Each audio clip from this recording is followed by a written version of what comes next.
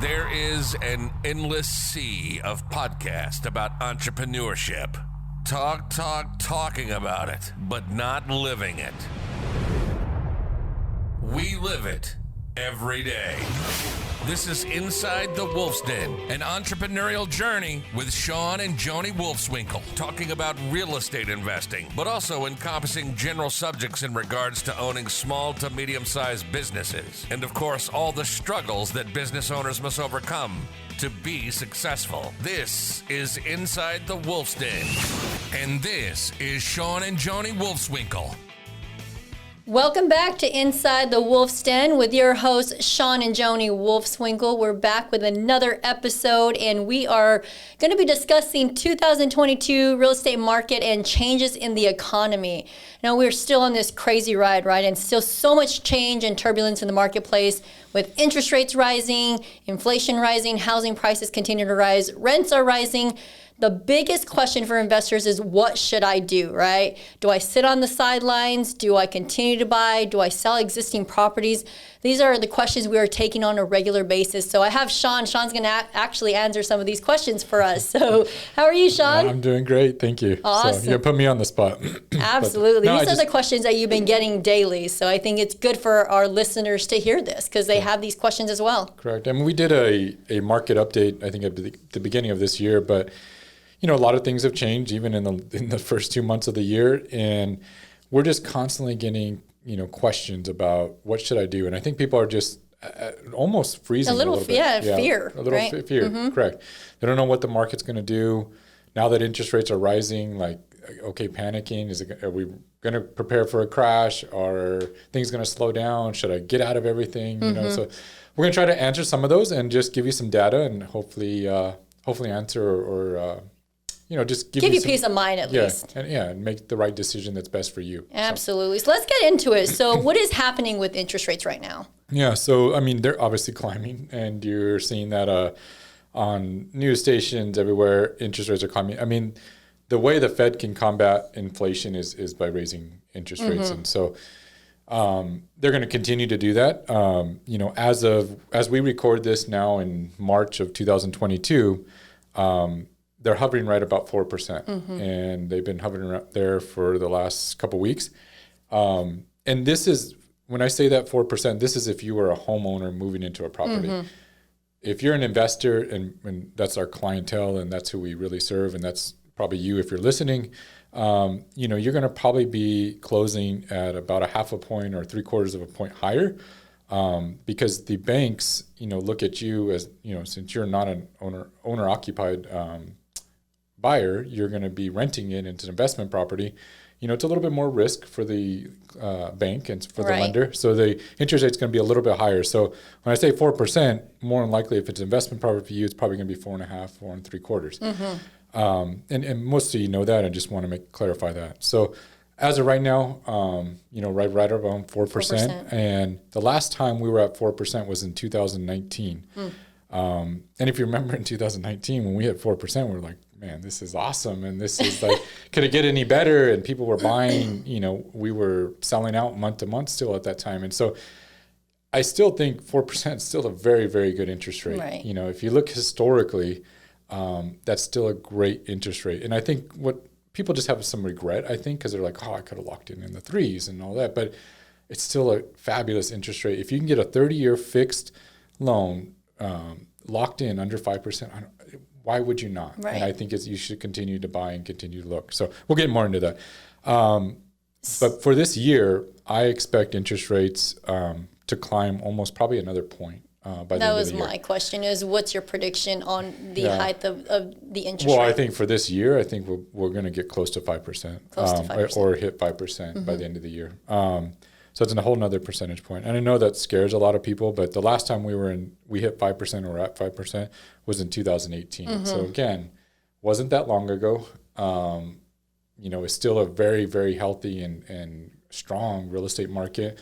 Things were selling out like crazy. So again, you know, you got to put it in perspective. And I just think that that's, you know, if you look at when you and I back in 2000 bought our first yeah, property, we're 8%. 8%. And that was the lowest you could get. Right. That was great credit and everything. So and we moved into that home. Yeah. That was 8%. And then it stayed in the 6s, 7s for a long time. And then, of course, recently after the last recession, things started to go down, and then we got all the way down to the 2s. To the 2s, yeah. But well, I think if anything, I mean, that will open up some inventory levels because we still are, the lack of supply, right? And so why don't you talk about the inventory levels a little bit? I know what's happening there. I know with rentals, the inventory levels are low as well. Correct. And I think, the rising interest rate might take a few buyers out of the market. I think, affordability is going to become a bigger impact or play because people aren't going to be able to afford. When you move a whole percentage point, I don't think people are going to be able to afford where the real estate prices are today at that additional. They're right now they're just getting in underneath because of the low interest rates. But so it might move some people out of the market and become renters again. But right now, inventory is extremely low across the whole country. In the two markets that we work, which is Albuquerque, New Mexico, and Houston, Texas, or Texas in general, extremely low inventory, like under 2%, or 2 month supply of inventory. That's low, on the market. But I think HAR posted last month, it was like 1.8. Yeah, it was 1.8. Yep. So there's not enough homes. Building has not been able to keep up with the demand. So the last decade, home builders have not been able to keep up with that demand. Right now, because of COVID and all that, home builders are struggling. We are home builders. We build 100 homes a year, and it is a daily, constant struggle just to find materials, pricing, lumber going up and down, and like a roller coaster. So it's hard, and you look at our office, we have appliances down the hallways. We have rooms stored with lighting fixtures and hardware because it's hard to get that stuff. So we do it way in advance so that we don't end up at the end of a home and we can't finish it. Right. And from what I've heard, that's been key for you is trying to plan ahead, right? Because you get ahead of it so it doesn't stop your production. Correct. But what we're seeing is just that there's not enough homes on the market. And then you compound that with, we had on episode 95 of the podcast, we had Charlie Kriegel, who is an agent with a lot of institutional investors. So he supplies them a lot of deals. Right. And if you look, and even him, he said they're going to keep buying, they're doubling down. And what's happened too with the institutional buyers is they have come in and they're like, we have billions of dollars to deploy. So let's partner with home builders. Let's partner and just provide the land and all the resources. And let's build a whole entire subdivision. And so like in Houston, they've partnered with some of the big builders and they've just built out entire subdivisions. So normally those subdivisions would have gone to homeowners and been inventory on the market. They're just being completely taken off and held as rentals for these institutional. Yeah, so that's crazy. You have all that now not going to inventory. So again, I still think that this entire year we're going to see very low inventory levels. I think you're going to see continued appreciation, right? Let's talk about appreciation now. I mean, I think that's going to continue to rise as well. Correct. In both markets that we work in, and many of the major markets, but especially Texas, just because of the amount of population and job growth, it's booming. Right. And we've seen double-digit growth. And in both markets, Albuquerque is just as low on inventory, and they've had a lot of economical growth finally in Albuquerque, and so that's put a lot of pressure on the market. So both markets are seeing double-digit appreciation. And you're going to continue to see that, I think. Correct. And that's the thing, too, is that so the number one question that I get from, investors that are panicking in the market and, I want to sell now before the crash happens, I'm like, it's going to continue to appreciate, number one. So if you don't have to sell your rental property, why? If it's producing rental income, why not keep it, right? Correct. Because the fear of the property going vacant or having a holdover on your property, why even put yourself through that stress when it's going to continue to appreciate, right? Correct. And I mean, with that, there's a bunch of things that go in with that. Number one is we have a report that we produce for our investors and clients that will show you like how much money you'll make just holding another year. And we give this report because we're like, okay, yes, you can sell now. Yes, I understand what your concern is, that you're concerned that the property is going to tank next year and you're not going to be able to get what you. But there's several factors that you have to put into that. Say we do sell it, and it's a great time to sell. Yes. Say you sell it now. Okay, where are you going to deploy that money? Exactly. And what are you going to put it in right now that's going to give you a better return than what you're currently getting? Number one, just like on cash flow, depreciation, all that. Because more than likely, if you take that money and go buy another property, it's going to cost twice as much to buy that other property. Exactly. And if you can even find that property. If you can even find the property, correct. And you might wait months or years trying to find that next property. So number one, and then that money is not deployed. So you're not getting any return on it. You're going to have to pay taxes on that money, unless you do a 1031. But even at the 1031, there's still a timing issue. Correct. Right? And that's the biggest issue that we work with 1031 clients all the time. And the biggest issue that they're having is like, I can't find anything to buy. And then so you're forced to buy something that you don't want. Correct. And they're probably into a property that's probably not the best and not the ideal properties. Right. And so that's why but they're they don't have a choice. Yeah. We're also going to have a huge tax bill. So number one, where are you going to deploy that money? Where can you get the same return that you're currently getting or better? And if you're not, then why sell? And then compound. And then let's talk back to the appreciation. Those homes are just going to continue to appreciate right now in both of our markets at double-digit growth. Yeah. So where are you going to get that? And so we always look at it like, unless you really need to, unless you have maybe a balloon in your mortgage or you have some reason, or maybe and there's times where maybe it's just a bad property, there's something wrong with the house. I get all that. Like maybe it's a time to sell, but if you don't need to, hold for a while. And if it's locked in, like we said, with a 30-year mortgage or something long term, ride it out. Yeah. So I agree 100%. Yeah. And let's talk about inflation, because I know we talked a little about that with, the rising costs everything's just becoming more expensive, right? Correct. Let's talk about inflation and that being out of control. Yeah. I think it's going to continue. Everybody's seeing that. Everything is. As we're recording this, I think oil just passed, what was $125 a barrel and up to like almost 130. Yeah. Crazy numbers you're seeing. Gas is over $4 across the nation. And so you're seeing some really high labor costs. Labor costs are going up. Everything's going up. We've seen it. So we've been having to pay a lot more to recruit people. But also in our building side and in our maintenance side and make-ready side of our companies, costs are just going through the roof. You have to factor in. Into your maintenance costs. That's the number one thing that I've had where, your maintenance costs are, through the roof. It's everywhere. I mean, they're increasing. Labor's increasing, materials are increasing, so you just have to factor that in right now. Correct. Our building costs have gone up about 30% just since the beginning of this year to today. So it's unreal what you're seeing. And it's hard to, and that's why you see that's why you're seeing appreciation. You're seeing the houses continue to, be higher priced and keep moving up, and then rents are growing at the same rate because there's just that demand, and then it's supply and demand. If there's not enough, it's going to keep going up. I agree. So this leads us to some of these questions that we're getting, like, should I sit on the sideline or should I wait? Right. And these are the questions that we in Texas Turnkey that we're having to answer is like, hey, I really want to buy. I might have missed my window of opportunity. Is it too late to buy? And this is where I go into, like, if you can find, number one, a good property, or let's take it this way. If you can find a good operator, a good turnkey company or somebody you're going to partner with in that market, that number one is going to have your back, going to find the right properties, because that's the key is they should, number one, you shouldn't be working with somebody that's just trying to sell you a home. Yeah, they absolutely. want this is a relationship that they're developing with you.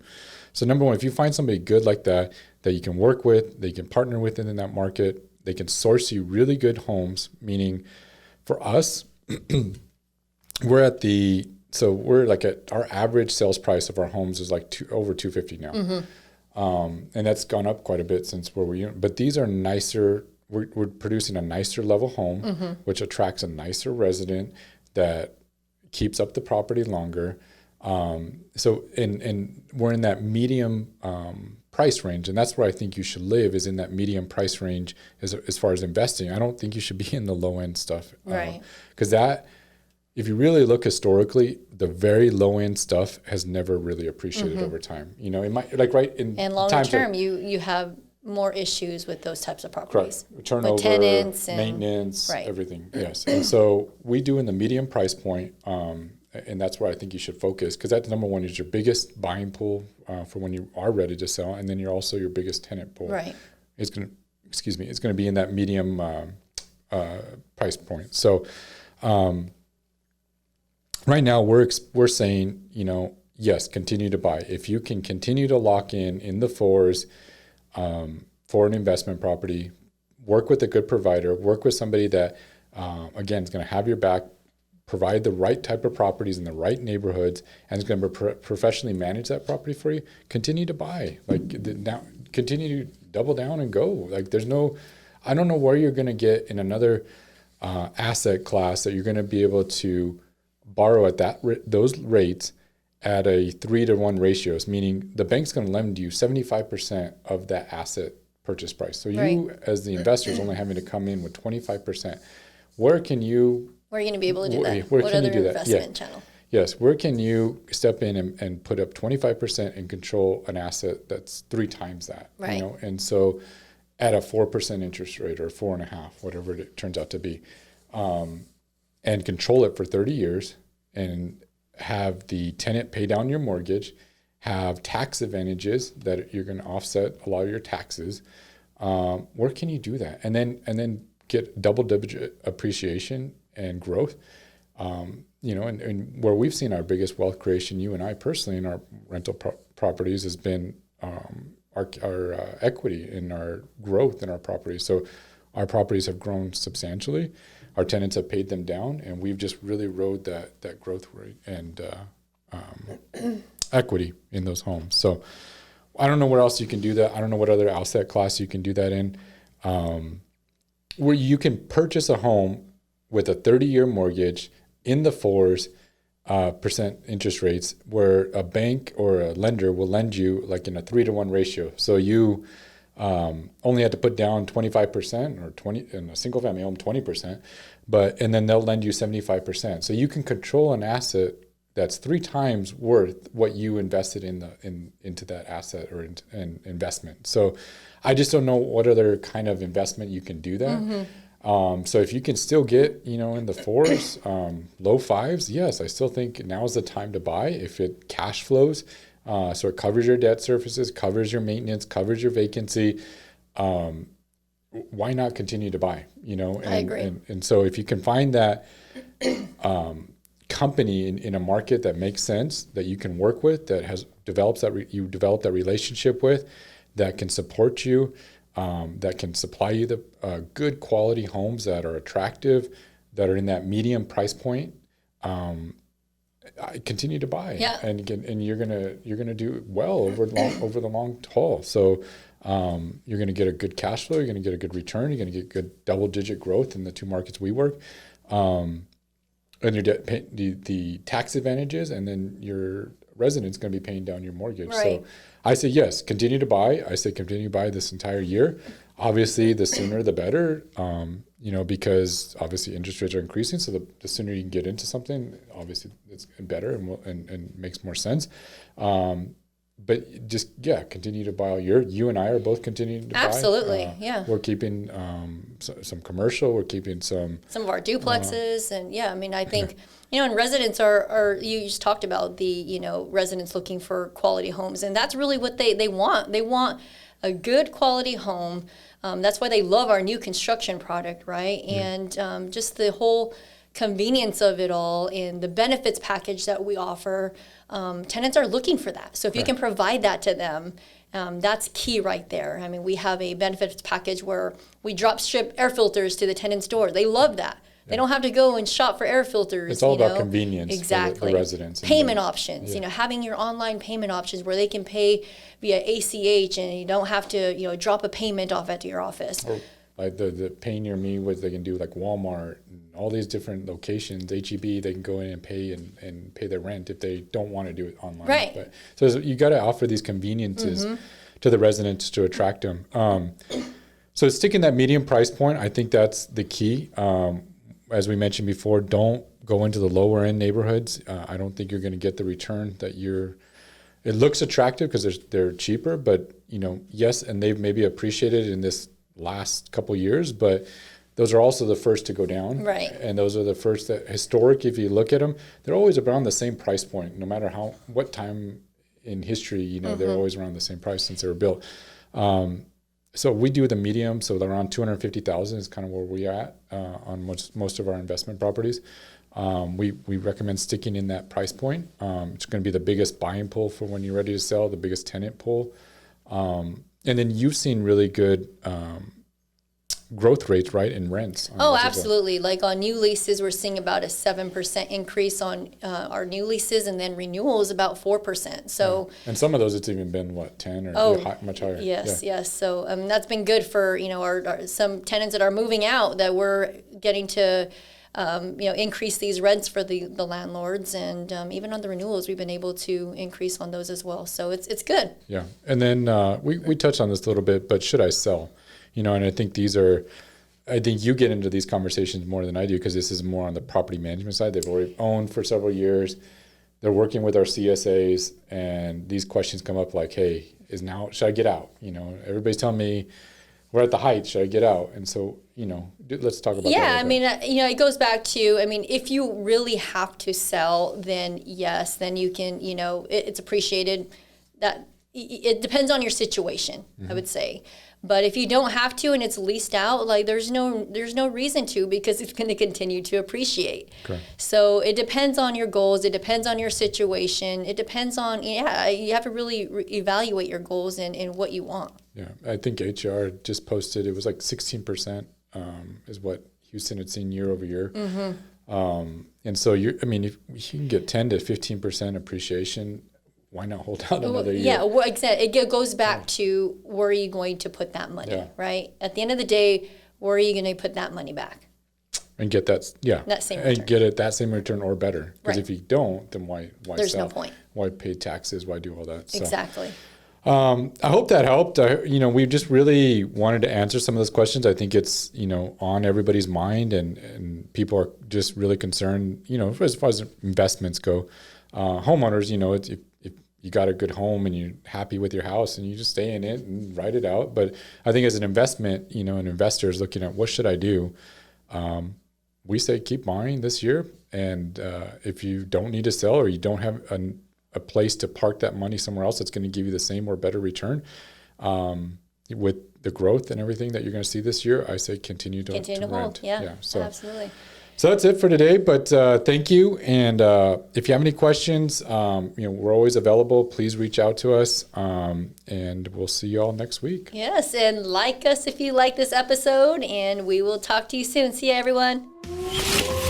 You've been listening to Inside the Wolf's Den, an entrepreneurial journey with Shawn and Joni Wolfswinkle. Tons of entrepreneurial podcasts are out there. Talking. But Joni and Shawn are living it every single day. Their portfolio now includes many franchises and medium-sized businesses. We talk about the trials and motivators of successfully running a business. Join us again soon for another podcast. But until then, reach out on the website at InsideTheWolfsDen.com, on Facebook at Inside the Wolf's Den, on Instagram at Inside the Wolf Den. We'll see you again soon. This is Inside the Wolf's Den. We'll see you next time.